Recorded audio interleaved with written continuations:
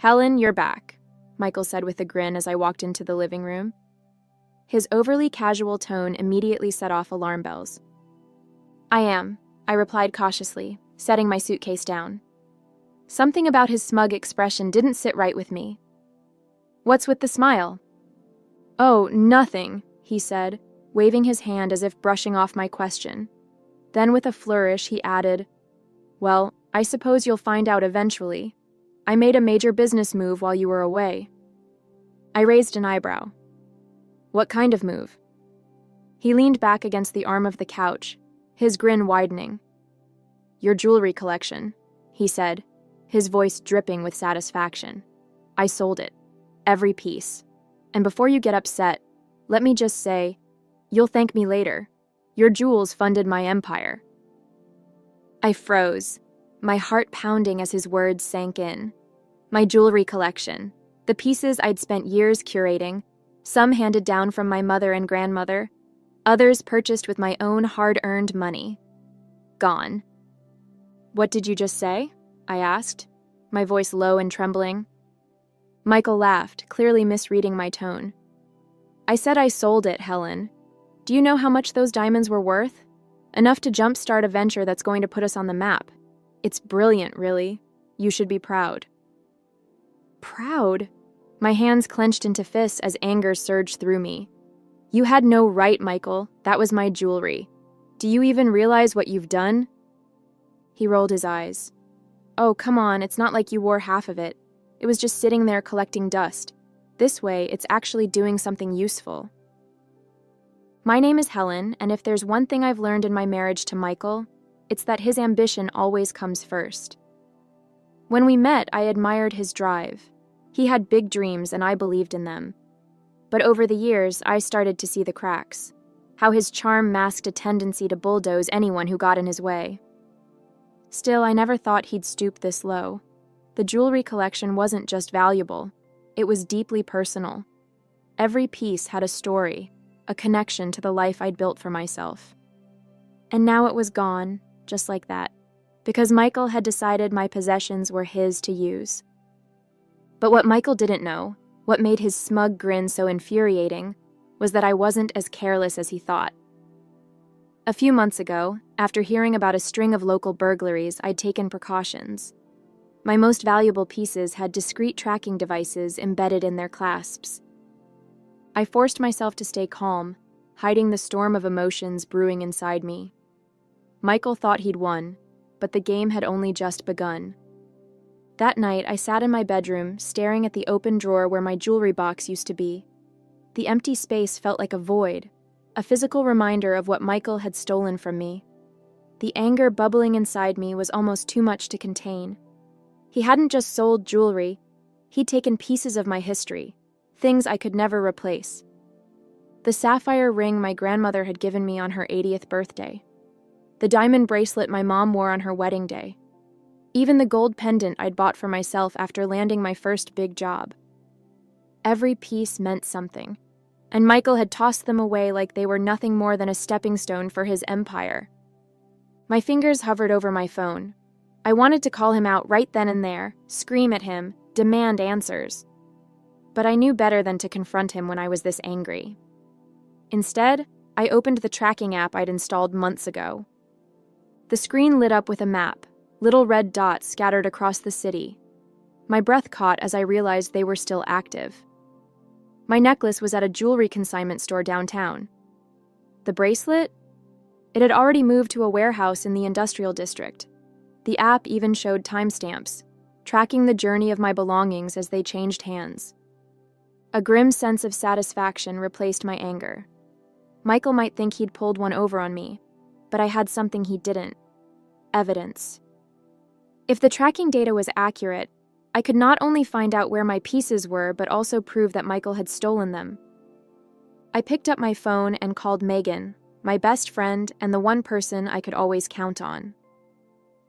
Megan, I said as soon as she answered, you're not going to believe what Michael did.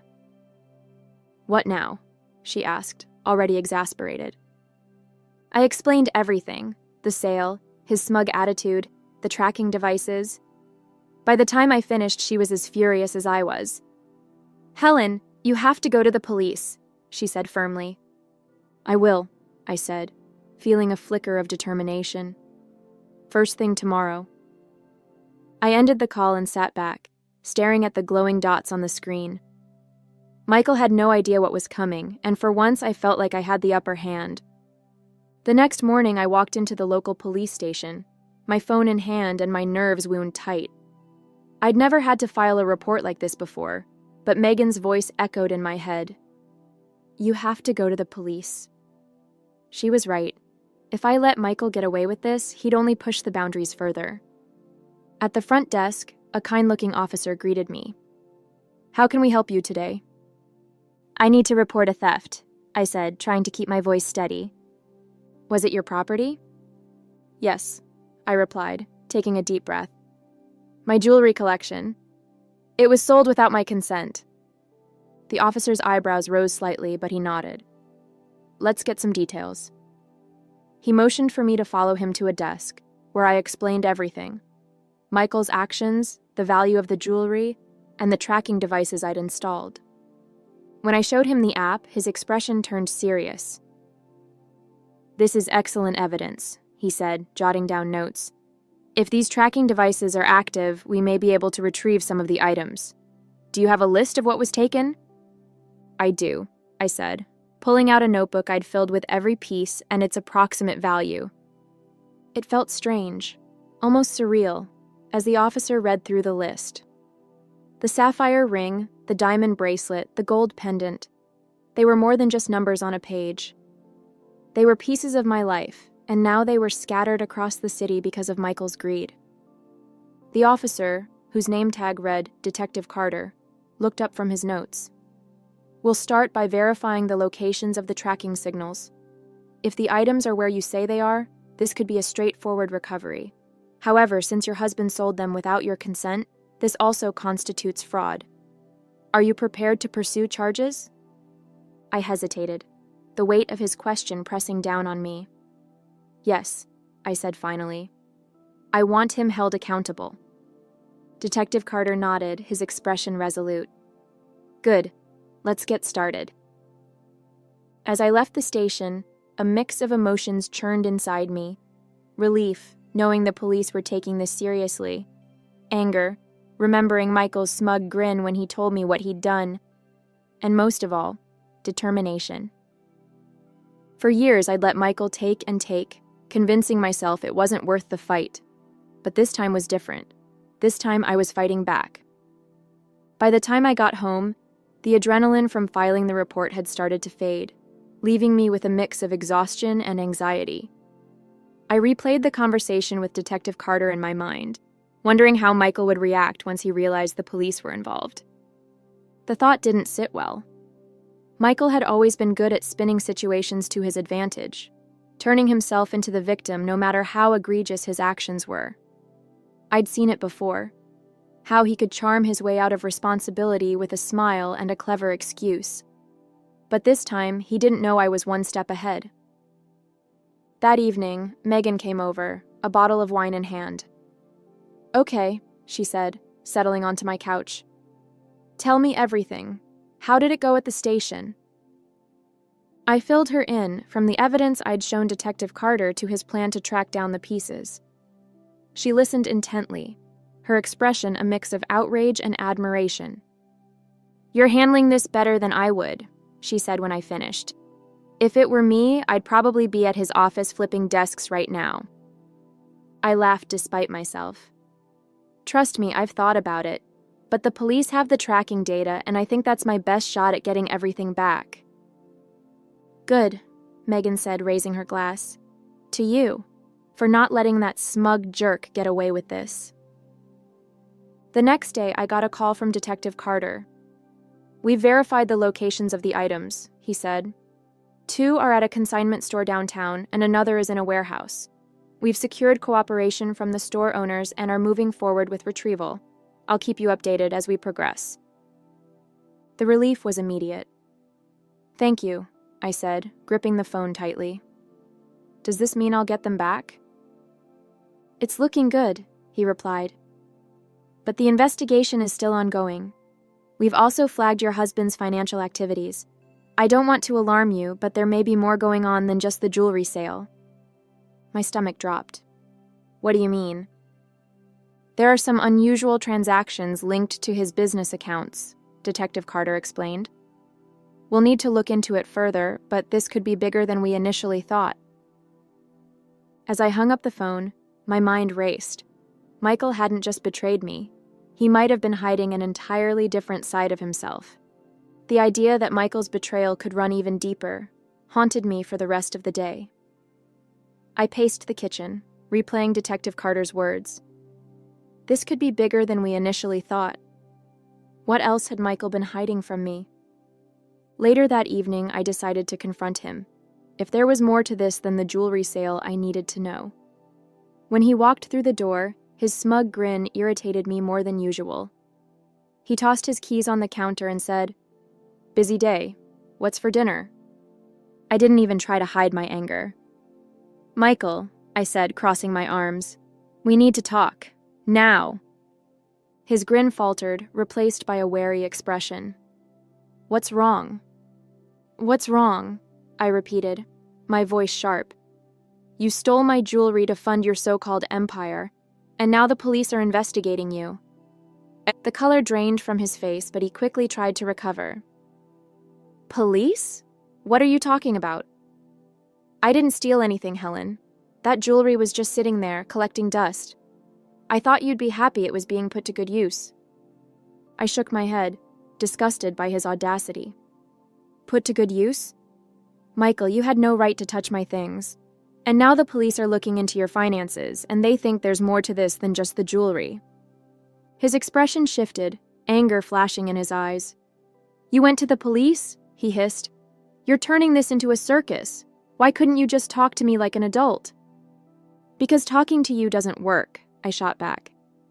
"You always find a way to twist things or talk yourself out of trouble. This time, there's evidence, and you can't charm your way out of it." Michael stared at me, his jaw tightening. "You've made a huge mistake, Helen. If you think you can tear me down like this, you've got another thing coming." I didn't flinch.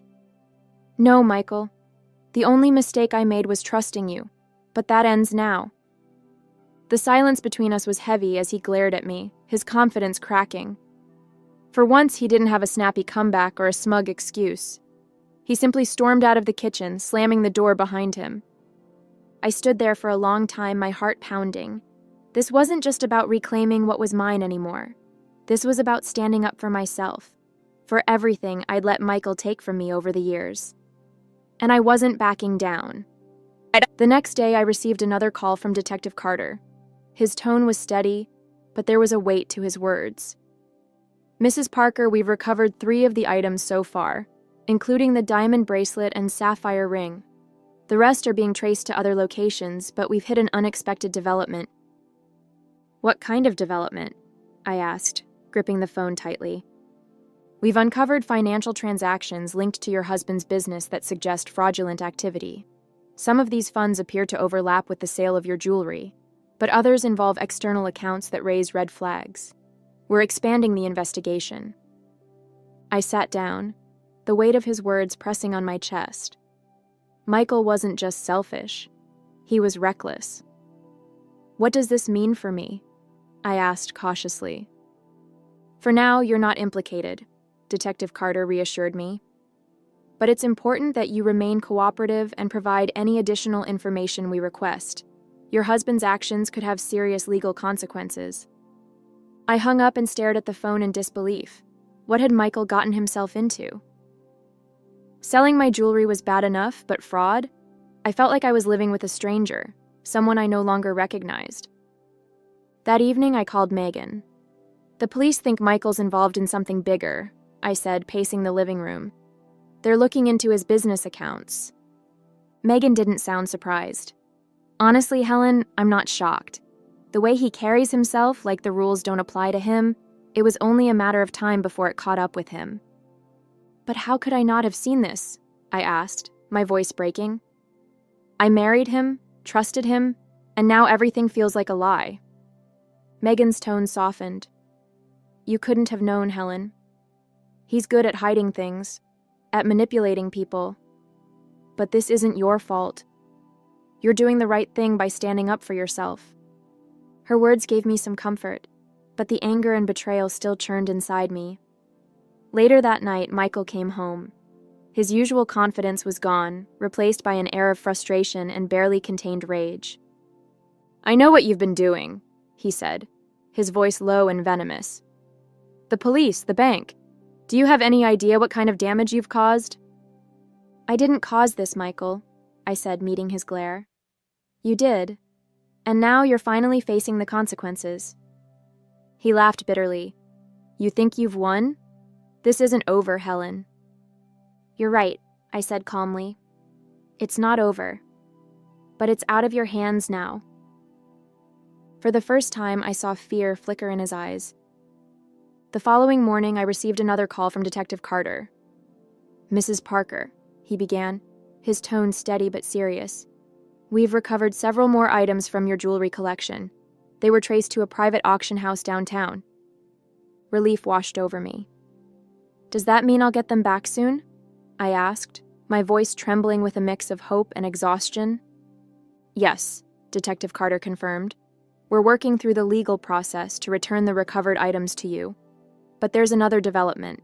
The financial records tied to your husband's business show evidence of tax evasion and embezzlement. It's a growing case." Hearing those words didn't surprise me anymore. By this point, I'd come to accept that Michael wasn't just careless, he was deeply unethical. I thanked Detective Carter and hung up, my resolve hardening. I couldn't let Michael's actions drag me down any further. That afternoon, I took the first tangible step toward reclaiming my independence. I contacted a lawyer Megan had recommended, someone who specialized in both family law and financial recovery. Sitting in her office, I explained everything, from the theft of my jewelry to the unfolding police investigation. "This is a mess," she said, flipping through her notes.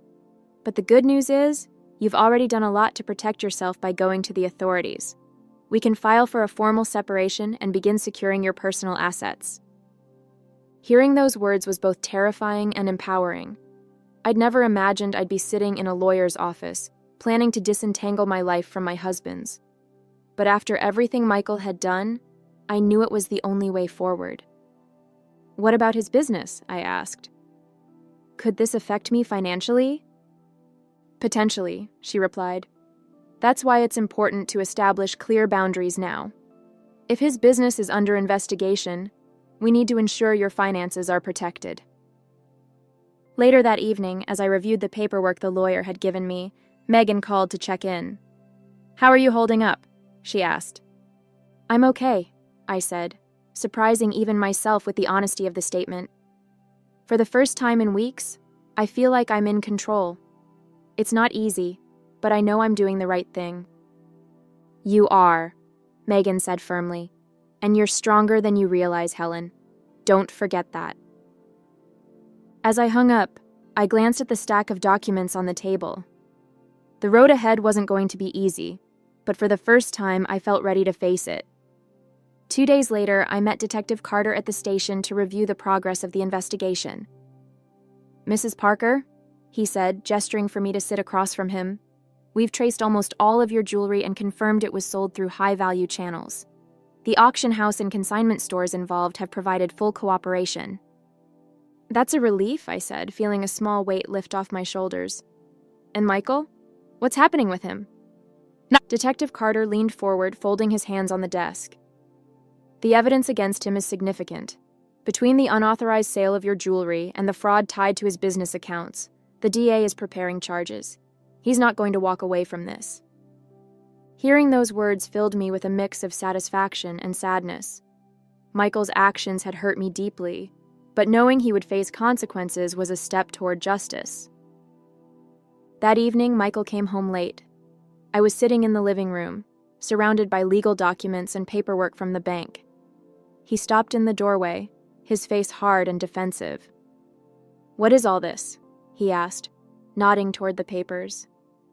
"Divorce filings," I said evenly, not looking up from the page I was reviewing. His eyes widened, and for a moment I saw genuine shock on his face. "You're divorcing me?" he asked, his voice tinged with disbelief. "Yes, Michael," I said, meeting his gaze. "This is the end. I won't let you drag me down with you any further." He scoffed, running a hand through his hair. "You think you're going to come out of this unscathed? I built everything for us, Helen. Everything I've done was for this family." I laughed bitterly. "You didn't do it for us. You did it for yourself. You stole from me, lied to me, and left me to clean up your messes. This family? It was always just about you." He stared at me, his confidence slipping away with each word. "You don't mean this?" he said finally. "You can't mean this." "I do," I said firmly, "and you'll see just how serious I am when you're served." For the first time since this ordeal began, Michael was speechless. He turned and stormed out of the room, slamming the door behind him. I exhaled deeply, the sound of the door echoing in my ears. This wasn't just the end of my marriage, it was the beginning of reclaiming my life. The next morning, I got a call from my lawyer. "Helen, the papers have been filed. Michael will be served later today," she said, her tone professional but empathetic. I let out a breath I didn't realize I was holding. "Thank you," I said softly. "Helen, I know this is a tough process," she added, "but you've handled this with strength and clarity. Keep focusing on your next steps. We're in your corner." After the call, I sat at the kitchen table with my coffee, staring out the window. For weeks, my life had felt like a whirlwind of betrayal, anger, and frustration. But now, for the first time, there was a sense of clarity. The pieces of my jewelry were being recovered, the police investigation was progressing, and the divorce filings marked a definitive break from the chaos Michael had brought into my life. That afternoon, Detective Carter called with more updates. "Mrs. Parker, I wanted to let you know that charges are being formally filed against your husband. Between the unauthorized sale of your property and the financial fraud linked to his business accounts, he's facing multiple counts." I felt a wave of relief wash over me.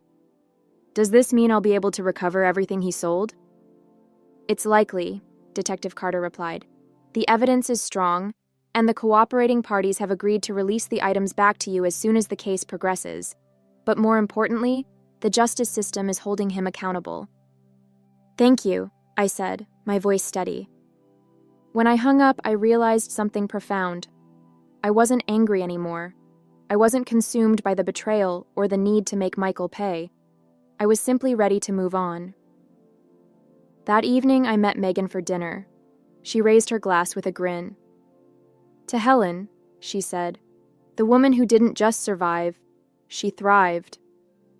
I laughed, clinking my glass against hers. "I don't know if I'd call it thriving just yet, but I'll take it." Megan leaned in, her expression serious.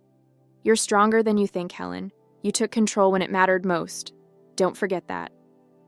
Her words stayed with me as I drove home that night. For years, I'd let Michael's ambition overshadow my own sense of self-worth.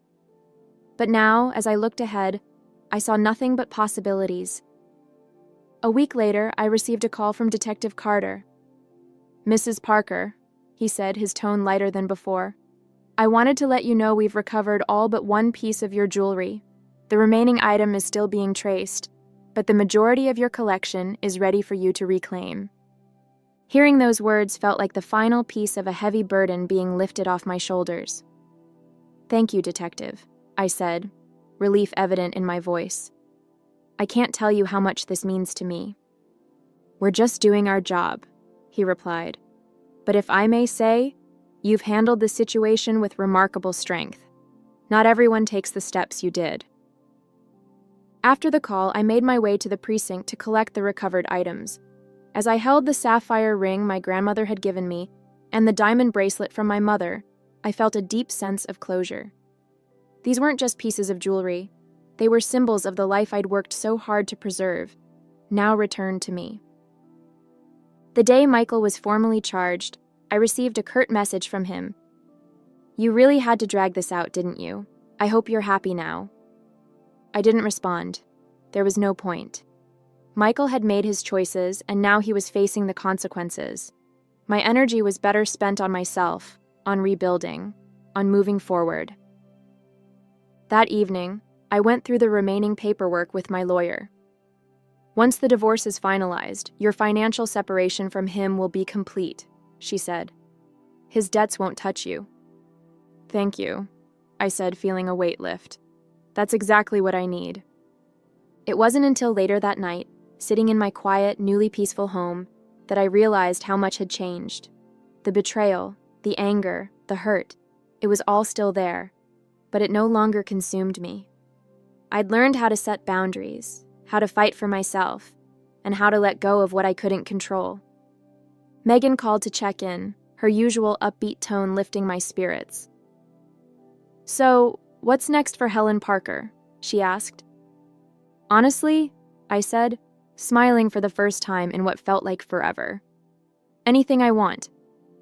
As I hung up, I looked around my home. Not just a house, but my space, reclaimed and safe. For the first time in years, I felt like I could truly breathe.